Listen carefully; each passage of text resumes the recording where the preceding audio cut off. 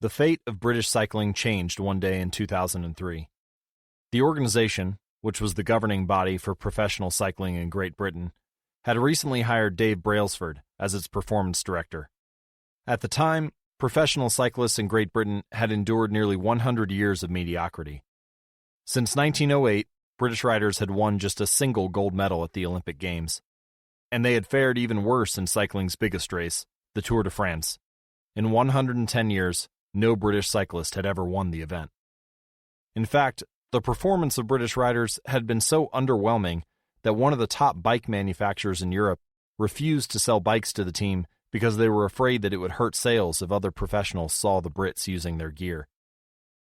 Brailsford had been hired to put British cycling on a new trajectory.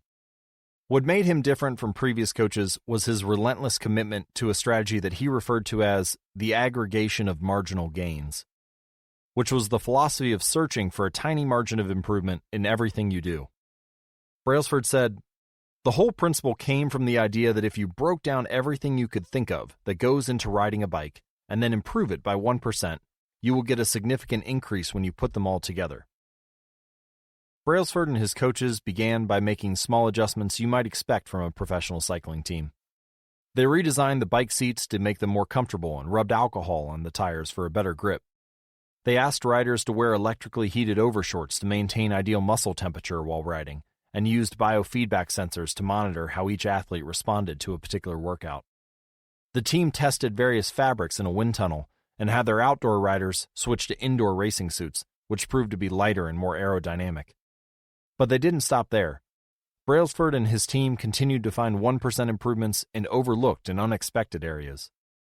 They tested different types of massage gels to see which one led to the fastest muscle recovery. They hired a surgeon to teach each rider the best way to wash their hands to reduce the chances of catching a cold. They determined the type of pillow and mattress that led to the best night's sleep for each rider. They even painted the inside of the team truck white, which helped them spot little bits of dust that would normally slip by unnoticed, but could degrade the performance of the finely tuned bikes. As these and hundreds of other small improvements accumulated, the results came faster than anyone could have imagined. Just 5 years after Brailsford took over, the British cycling team dominated the road and track cycling events at the 2008 Olympic Games in Beijing, where they won an astounding 60% of the gold medals available.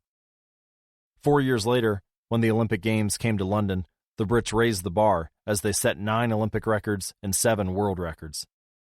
That same year, Bradley Wiggins became the first British cyclist to win the Tour de France.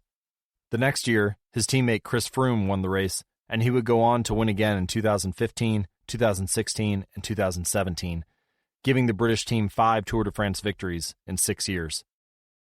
During the 10-year span from 2007 to 2017, British cyclists won 178 world championships and 66 Olympic or Paralympic gold medals, and captured 5 Tour de France victories in what is widely regarded as the most successful run in cycling history.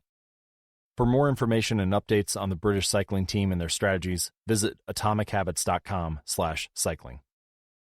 How does this happen?